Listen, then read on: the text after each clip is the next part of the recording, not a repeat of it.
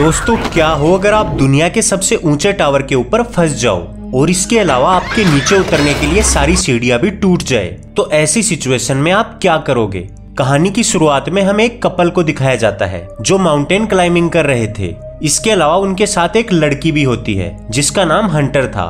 अब ऊपर चढ़ते चढ़ते डैन का हाथ गलती से एक घोंसले में चला जाता है और फिर जैसे ही वहां से पक्षी उड़ा तो डर के मारे डैन के हाथ फिसल गए और इसकी वजह से वो हवा में झूलने लगा, लेकिन वो अब पत्थर तक नहीं पहुंच पा रहा था। इसलिए फिर वो बेकी को रस्सी छोड़ने के लिए कहता है, जिसके बाद जैसे ही बेकी रस्सी छोड़ती है तो वो रस्सी टूट जाती है और फिर डैन सीधा नीचे गिरने की वजह से मर गया।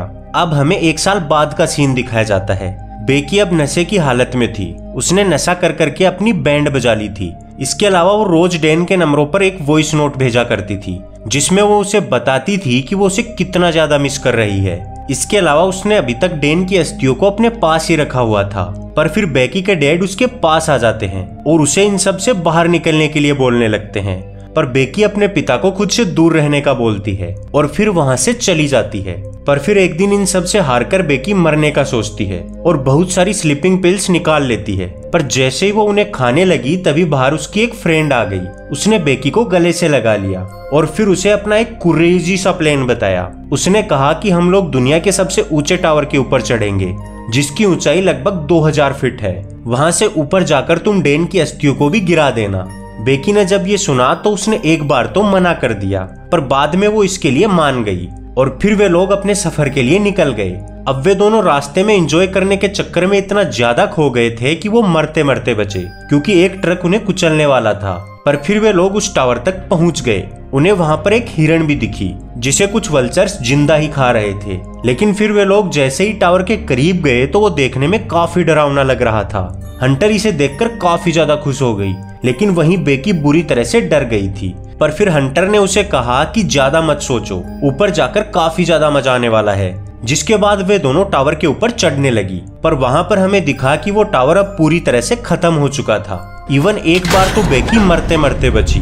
पर फिर कुछ घंटों बाद वे दोनों 1000 फीट तक चढ़ गए थे। वहां से नीचे देखने पर सब कुछ बहुत ज्यादा भयानक दिख रहा था, लेकिन अब अंदर की सीढ़ियां खत्म हो गई थी, इसलिए उन लोगों को बाहर से चढ़कर जाना था। पर बेकी की हालत पतली हो चुकी थी। इधर हंटर जोर जोर से सीढ़ियों को हिलाकर उसके मजे लेने लगती है, लेकिन फिर वे लोग जैसे तैसे करके उस टावर के ऊपर चढ़ जाते हैं। पर उन्हें नहीं पता था कि दरअसल चढ़ते टाइम सीढ़ी का एक बोल्ट टूटकर नीचे गिर गया। लेकिन वे लोग तो अपनी मस्ती में काफी ज्यादा बिजी हो रखे थे। ऊपर जाने पर हमें दिखा कि वो टावर काफी ज्यादा ऊंचा था। जिसके बाद हंटर अपने बैग से ड्रोन निकालती है और फिर उससे उनका वीडियो बनाने लगती है। दोनों टावर के ऊपर बहुत ज्यादा मस्ती कर रहे थे, लेकिन फिर हंटर बेकी को ड्रोन उड़ाने के लिए बोलती है और खुद उस टावर के ऊपर लटक जाती है। फिर वो उसे प्यारा सा वीडियो बनाने के लिए बोलती है, लेकिन बेकी उसे इसके लिए रोक रही थी क्योंकि उसे तो वहां पर चक्कर आ रहे थे। जिसके बाद हंटर वापस से ऊपर आ जाती है और उसे कहती है कि अब तुम्हारी बारी है। पर बेकी बहुत ज्यादा डर रही थी, इसलिए वो मना कर देती है। लेकिन हंटर उसे कहती है कि अपना डर भगाने का बस यही मौका है।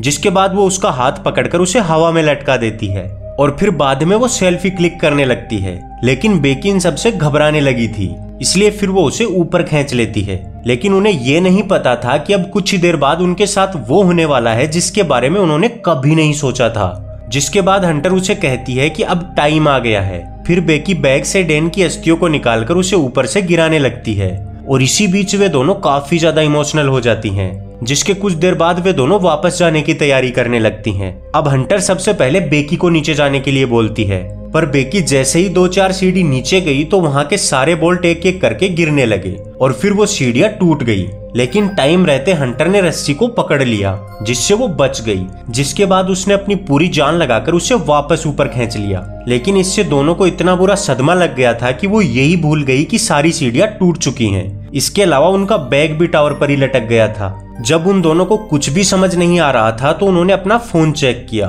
बट उसमें भी नेटवर्क नहीं आ रहे थे। पर इसी बीच हंटर ने देखा कि बेकी का पैर बुरी तरह से कट गया था, इसलिए फिर हंटर उसके पैर को बांध देती है। इसके अलावा उन्हें वहां पर एक फ्लेयर गन और एक बाइनोक्यूलस भी मिलता है। अब इतने सब के बाद दोनों चुपचाप बैठ जाती हैं, लेकिन वो दोनों अभी भी शांत नहीं हो रही थी। वो अपना कैमरा ऑन करके इसे भी रिकॉर्ड करने लगती है। कैसे कैसे लोग रहते हैं यार। जिसके बाद हंटर चारों तरफ देखने लगती है और तभी उसे वहां पर एक पुरानी वैन खड़ी दिखती है, लेकिन वहां पर कोई नहीं दिख रहा था। जिसके बाद हंटर अपना फोन चलाने लगती है और तब उसने देखा कि जिन फोटोज को उसने नीचे अपलोड किया था उन पर लाइक्स आ रखे थे, जिससे उसे याद आता है कि नीचे नेटवर्क था। इसलिए फिर वो इंस्टाग्राम पर अपनी सिचुएशन के बारे में लिखकर उसे अपलोड कर देती है ताकि उसका मैसेज कोई देख सके। जिसके बाद वो उसे रस्सी से बांधकर नीचे लटका देती है, लेकिन जब इससे भी नेटवर्क नहीं आते तो वो खुद सीढ़ियों से लटक जाती है। जिसके बाद जब उसने ऊपर आकर देखा तो उसके फोन में अभी भी नेटवर्क नहीं आए थे।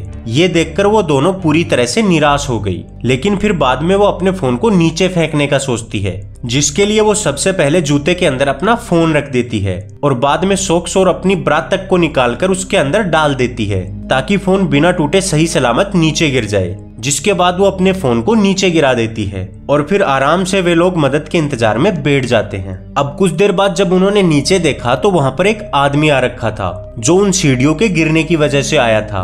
उसे देखकर वे दोनों जोर जोर से चिल्लाने लगी, पर वो काफी ज्यादा हाइट पर थी, इसलिए उस आदमी को उनकी आवाज नहीं सुनाई दी। और तब हमें दिखा कि उसके फोन का तो अब कचरा हो चुका था, लेकिन फिर बाद में वो आदमी वहां से जाने लगा। लेकिन उसे जाता देख बेकी अपने जूते निकालकर उसकी तरफ फेंकती है, पर वो फोन पर बातें करने में इतना ज्यादा बिजी था कि वो उनकी तरफ ध्यान भी नहीं देता है और वहां से चला जाता है। लेकिन इसी बीच बेकी की नजर हंटर के पैरों की तरफ गई, जहां पर 143 का एक टैटू बना हुआ था और डैन भी उसे आई लव यू का जवाब हमेशा 143 देता था।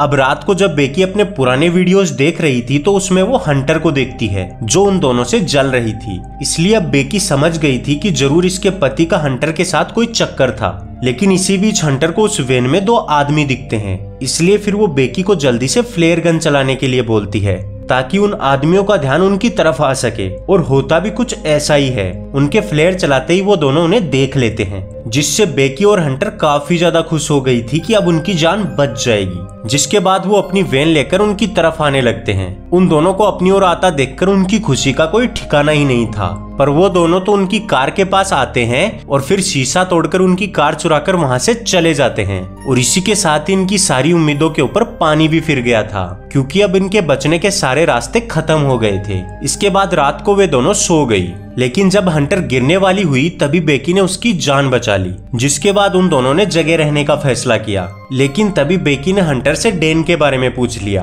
अब हंटर भी मरते वक्त उससे कुछ छुपाना नहीं चाहती थी, इसलिए उसने बेकी को उसके और डैन के अफेयर के बारे में सब कुछ बता दिया। बेकी ये जानकर पूरी तरह से टूट गई कि वो किसके लिए अपनी जिंदगी की वाट लगा रही थी। जिसके बाद वो अपनी वेडिंग रिंग को भी उतार देती है, पर अब उनकी बिना पानी पिए हालत खराब हो गई थी, क्योंकि उन्हें यहाँ फंसे हुए पूरे 2 दिन हो गए थे। लेकिन इसी बीच हंटर बोलती है कि वो उस बैग को ला सकती है। जिसके बाद वो रस्सी को बांधकर नीचे जाने लगती है और बेकी से कहती है कि अगर तुम्हारी किस्मत अच्छी हुई तो मैं मर जाऊंगी। जिसके बाद वो रस्सी से लटककर सीधा नीचे चली गई, पर वो उस बैग तक नहीं पहुंच पा रही थी। अब हंटर क्योंकि निडर थी, इसलिए फिर वो सीधा उस एंटीना के ऊपर कूद गई। जिसके बाद उसने सबसे पहले अपनी प्यास बुझाई, लेकिन फिर जैसे ही वो वापस आने लगी तो उसने देखा कि वो रस्सी उससे काफी ज्यादा दूर थी और वो वहां तक नहीं पहुंच पा रही थी। जिसके बाद उसने सेल्फी स्टिक के सारे बैग को रस्सी से लटका दिया। फिर उसने बेकी से रस्सी को खींचने के लिए कहा और फिर वो खुद भी धीरे धीरे ऊपर चढ़ने लगी, लेकिन इसी बीच उसका हाथ फिसल गया